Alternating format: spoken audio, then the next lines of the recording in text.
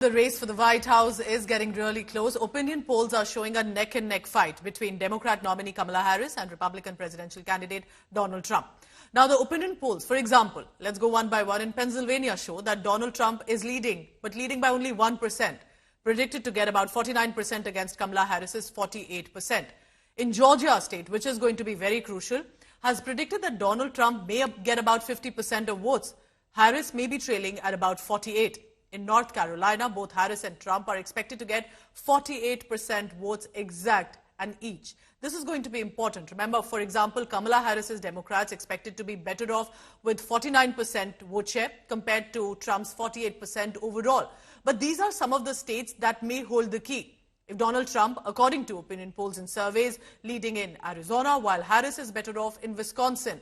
But can all of this change? Will there be a sweep for the USA and perhaps thereby for global politics? Simple question, are you better off now or just remember this. I'll tell you what, you remember it. Do you like it better now or 4 years ago? Well, I ask it a different. Do you like it better now or 4 years ago? And I've come today with a message of hope for all Americans. With your vote on Tuesday, I will end inflation. I will stop the invasion of massive numbers of criminals coming into our country. Thank you very much, Kamala and Joe. And I will bring back the American dream, and we'll bring it back stronger than ever before. But this is all you need to know. Kamala broke it, and we will fix it, and we're going to fix it fast. And India Today at this point is on the ground in the United States of America. Our Foreign Affairs editor Geeta Mohan is joining me now.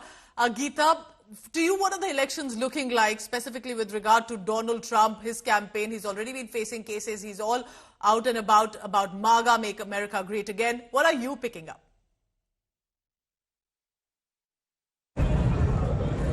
Well, this is going to be a very interesting election. It is a very tight one. The leads are very close.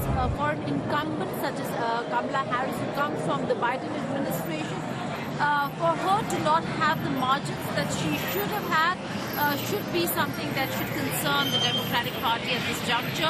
For Trump to have gained so much in the recent past also should be something that should be a concern. Either which way, whichever way the votes go, whichever way the results really go, it doesn't seem like Donald Trump is going to concede. He hasn't conceded the last election. There is no way that he's going to concede this one. So if on the 5th of November and 6th morning Kamala Harris is declared victorious, there could be trouble in the streets of many cities of the United States of America. And should Donald Trump really win the elections, he is going to be in Florida, which is where he's going to cast his vote as well. Then we'll see him most probably come to New York and then DC. Everything's up in the air for now. We do not really know what's really going to happen. It's a very, very tough election to call, but many of them have already started calling it, saying that the popular vote will go to Kamala Harris, but the electoral college is a difficult one and could go Trump's way. You know, I'm also very curious about the Indian American voter. It's the second largest immigrant community, about 5 million. What do you think is the mood among the diaspora? There's been an outreach both by Kamala Harris and Donald Trump. What is your assessment on the ground? Well, I spoke to quite a few of them, and I can only talk about New York over here. Most of them are actually quite supportive of Trump and the Republican Party. They do think that Trump did do well for India and India-US relations, as opposed to Kamala Harris, who has been critical of the Modi administration in the past. They're not very confident about what and how things will really pan out.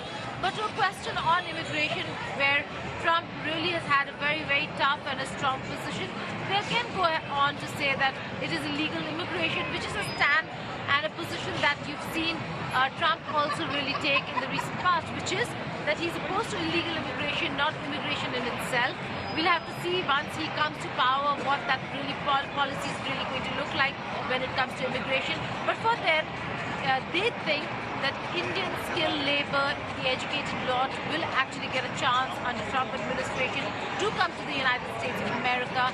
And it's the illegal immigrants who are a real cause of worry and problem, who should be stopped, is what he's going to really look at stopping and contain.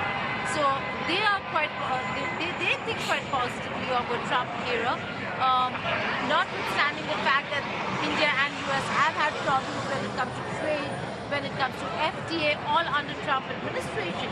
For them, they're looking at what Kamala Harris had to say or has to say or thinks about Modi administration and Prime Minister Modi per se, as opposed to Trump, who's hailed Prime Minister Modi, and in his past speeches also Hindus, the Hindu community here in India. So polarizing figure, so to say, but one that has really brought the Indian community together when it comes to how they think about Trump and India-US ties.